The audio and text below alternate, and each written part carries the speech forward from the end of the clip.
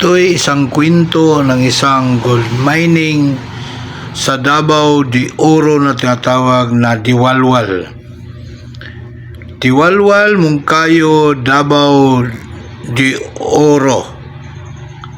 Pakinggan ninyo mga kamaster. We'd sing a song, a soldier's song with Jesus. Ito'y isang kwento ng mga nangyayari noong mga 1983, 84, 85 mga kamaster. May isang pamilya na nakatira sa bundok ng Mungkayo, Davao del Norte,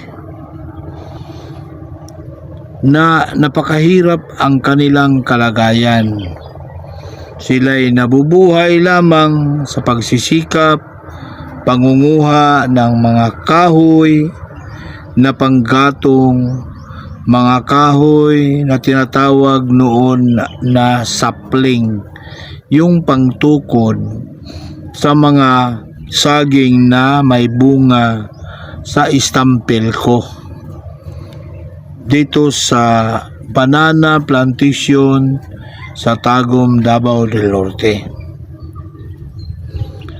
Ilang taon silang nakatira doon sa bundok na tinatawag na Diwalwal. Na yung bundok na yan ay napakataas, napakalungkot, walang kalsada. May 3 silang anak na nag-aaral na ang kanilang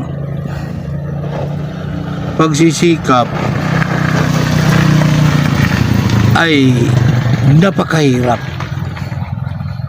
Ang isa ay grade 6, ang panganay. Ang pangalawa ay grade 4 at ang bunso ay grade 2. Yung mga anak nila, mga kamaster, yung panganay nakapag-aral lang ng hanggang grade 6. Yung bunso na mag-grade 4 na sana, wala. Hanggang grade 3 na lamang dahil sa kahirap ng buhay at dahil wala nga silang halos makakain. At sa hindi inaasahan naman, itong bunso na babae ay siyang laging naiiwan sa bahay nila. At kasi kasama yung ina na maghanap buhay, kasi 5 lang sila na nakatira doon sa kubo-kubo nila sa bundok ng Diwalwal.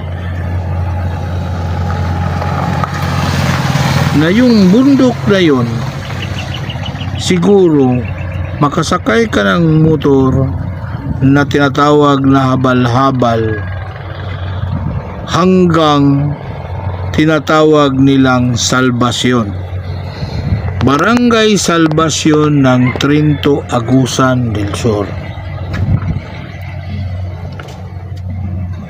Tapos maglalakad sila ng mahigit 30 to 30 kilometers papunta doon sa mga pinagkukuhaan nila o tinataniman nila ng pagkain katulad ng mga gabi, kamuti at saging. Lumipas mga kamaster ang mga 4 na taon, malaki-laki na sila. Nasanay sila sa hirap. Yung bigas nilang kinakain ay mais pa. At ang bigas noon, ang kilo ay 1.80 pa lang. Hanggang itong batang bunso na laging naghuhukay sa likod. Kasi sa likod nila may malaking bato na nakaharap doon sa ilog. At ito namang panganay at yung nanay, lagi silang nangunguha ng mga yantok upang ibibinta nila sa bayan ng Trento, Agusan del Sur. Pero dito nila binabagsak sa Barangay Salvacion, Trento, Agusan del Sur. Itong tinatawag na diwalwal, mga kamaster, ay kabilaang boundary ito. Kung humarap ka ng sibulan ng araw, ang bandang kanan nito ay tinatawag na Surigao del Sur. At dito naman sa bandang kaliwa, yan ang tinatawag na Agusan del Sur. Yung hinaharap naman, pag humarap ka, sa likod mo kibali sa bandang kanan, yan ang Davao del Norte. Yung kabila naman, yun ang Davao Oriental. So ganun, mga kamaster, ang bundok na tinatawag na Diwalwal. At lagi sila, yung mag-ama at ina, kasama yung lalaking kapatid, nangunguha lagi ng yantok at kahoy upang madala nila sa Barangay Salvacion at makakabili sila ng bigas, isda. Hanggang isang bisis, mga kamaster, yung bunso na bata naghuhukay sa likod sa gilid ng bato. Naabutan ng ama at napalo ito. Baka daw mahulog siya sa bangin kasi bangin na yung sa likod ng bato. At pinagbawalan niya ito na maghukay doon. Kinabukasan, mga kamaster, bumalik na naman yung lalaki saka yung asawa niya at saka yung panganay nilang anak na lalaki upang dadalhin na nila yung mga yantok, mga kahoy at saka yung mga gabi, saging at saka kamuti na may binta nila. Pag uwi na naman nila ng hapon, naabutan na naman nila yung bata, mga kamaster. Naghuhukay pa rin, naghuhukay na naman sa likod ng bato. Pinalo na ng tatay yung bata. Hanggang dumating ang ilang linggo, nakapagpahinga na sila, tapos na sila magbinta ng mga pananim nila, bumalik na naman sila upang mananim uli o maghukay uli o magharvest o magkuha ng kahoy at yantok. Maagang umuwi sila, mga kamaster. Hindi sila nagpaabot sa oras ng alas 4. Nakauwi sila kaagad ng mga alas 12 ng tanghali. Naabutan na naman ng ama ang bata na naghuhukay sa may bato. Nalampas na sa tuhod ng bata. At dahil hindi na matiis ng ama, lumapit ito sa bata at kinausap. Bakit ka naghukay, anak? Pinagbabawalan na kita. Sabi ng bata, napanaginipan ko ito, papa. Sa likod ng bato na ito, mayroong kasing laki ng buti ng cook na nakatago na makintab. na maliwanag na maliwanag. Siguro mga kamaster, naawa yung ama, hinukay nila kamaster, kasali na yung ama. Hindi nga nakaabot ng mga 24 inches mga kamaster, tinamaan na ng barita yung sinasabi ng anak. Nung makita ng ama ang laki ng coke at ang kintab, tinago nila sa bahay. At doon, dahil matigas, bumili sila ng lagari ng bakal. Doon sila bumili sa Trinto, Agusan del Sur. At nung nakabili na sila mga kamaster, sinubukan nilang lagariin yung nakuha nilang mabigat na kasing laki ng buti ng coke na makintab. Nung linagari nila kamaster, nakita nila na yung kinakain, yung magkalaglagan lang, yung kinain ng lagari na pinong-pino. Bulawan pala mga kamaster. Sinubukan nilang ibininta yung kinain lang ng lagari mga kamaster. Humanga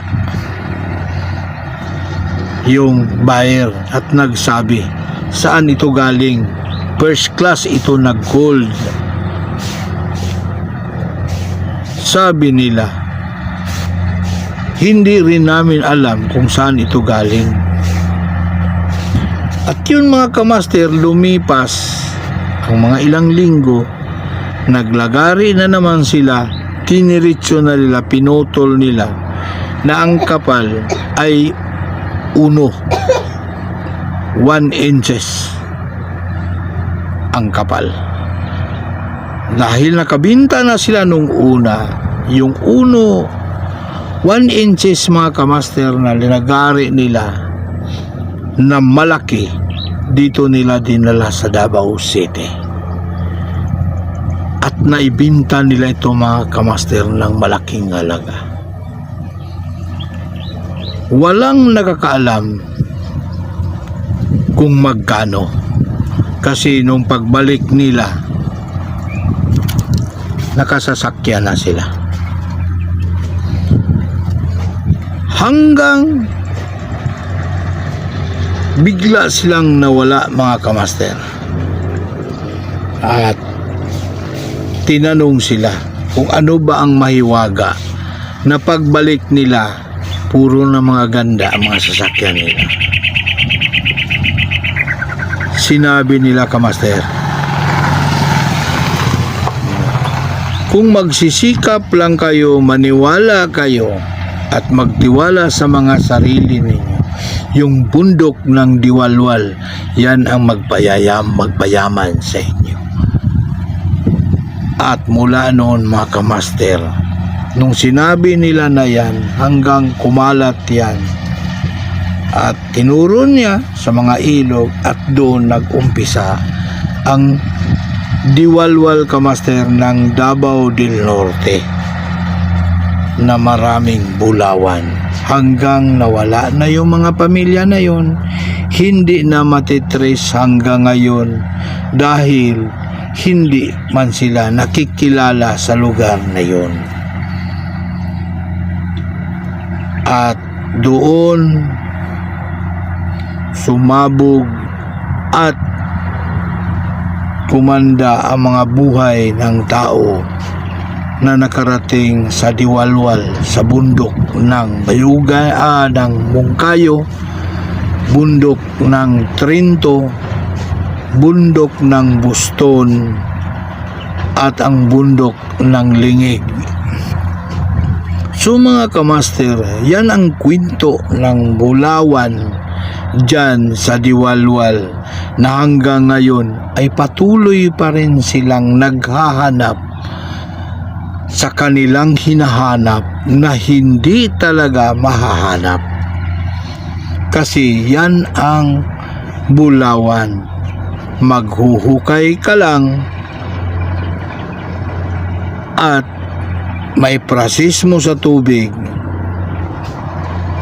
diyan mo makikita at magkakapera. Mga kamaster, marami pa akong ikikwento sa inyo tungkol sa mga bulawan sa Mindanao Island. Ito ay ang una ko palang kwento sa inyo. Nakwento rin ayon sa nakakilala sa mag-asawa o pamilya na hindi talaga nakilala na hanggang ngayon wala na. Hindi na napapansin, hindi na nagpaparamdam pa. Maraming salamat. Shout out kay Boss Tonton, Boss Raprap, Boss Archie, El Cabron, Boss Cabron, si Boss Ronron. Shout out sa inyo at saka sa mga kasamaan ko mula Visayas at Mindanao. Sa mga kapatid ko, sa mga kakilala ko sa social media, shout out sa inyong lahat. Hanggang sa susunod muli, magandang araw, God bless sa ating lahat. Thank you.